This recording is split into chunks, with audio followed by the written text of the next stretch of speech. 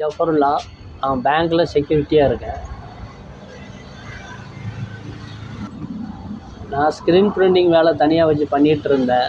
அதில் போதிய வருமானம் இல்லாதனால நான் இந்த வேலையை, செக்யூரிட்டி வேலையை தேர்ந்தெடுத்து வந்தேன். என்னுடைய வருமானம் ஒரு அளவுக்கு போதுமானதாக இருக்குது. பெருசாக ஒன்றும் சேமிப்பு செய்கிற அளவுக்கு பெருசாக ஒன்றும் கிடையாது. இன்னும் அதிகம் கிடைச்சா ரொம்ப நல்லது. இன்னொன்று சொன்னிங்கன்னா, இரவு நேர டியூட்டி பார்க்குறவங்களுக்கு பல பிரச்சனைகள் இருக்குது. ஏன்னா பலதரப்பட்ட மக்கள் வராங்க.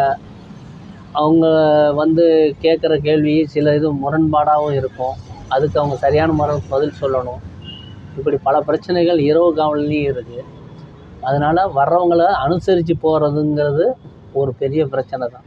என் பையன் டிகிரி முடிச்சுட்டு ஐடி கம்பெனியில் வேலை செஞ்சிட்ருக்கான். பொண்ணு மேரேஜ் ஆகி தனியாக இருக்குது. அது டெய்லரிங் படித்ததுனால அது டெய்லரிங் வேலையும் பார்த்துக்குது. இந்த வேலையில் ஃப்யூச்சர் இருக்குதுன்னு பார்த்தோம்னா ஒரு அளவுக்கு இருக்குது. இப்போ ஒரு செக்யூரிட்டி அனுபவம் உள்ள ஒரு 10 வருஷம் இருந்தாங்கன்னா அவங்கள சூப்பர்வைசராக போடுவாங்க. சூப்பர்வைசராக இருந்துட்டு அப்புறம் ஃபீல்டு ஆஃபீஸர் அந்த மாதிரி வர சான்ஸ் இருக்குது. ஆனால் அது வரைக்கும் ஒருத்தர் இருப்பாங்களா அப்படிங்கிறது பிரச்சனை தான். தற்போது இப்போ உள்ள அரசியலில் தமிழ்நாடு பரவாயில்ல, நல்லா இருக்குது. நல்ல நேர்மையான ஆட்சி நடக்குது. ஆனால் இந்தியா லெவலில் ஒரு மாற்றம் வரணும்னு எதிர்பார்க்கணும். எனக்கு பிடித்த தலைவர் யாருன்னா முகமது நபி அவங்க தான். ஏன்னா அவங்க ஒரு தூதர் மட்டும் கிடையாது.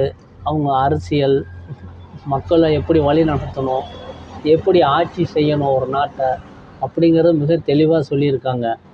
அது மட்டும் இல்லை, எந்த பாகுபாடும் இல்லாமல், எந்த மத வேற்றுமையும் இல்லாமல் எல்லோருடையும் அன்பாக பழகணும்னு சொல்லியிருக்காங்க.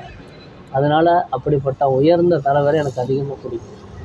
என்னுடைய பொழுதுபோக்கு புக்ஸ் அதிகம் படிப்பேன்.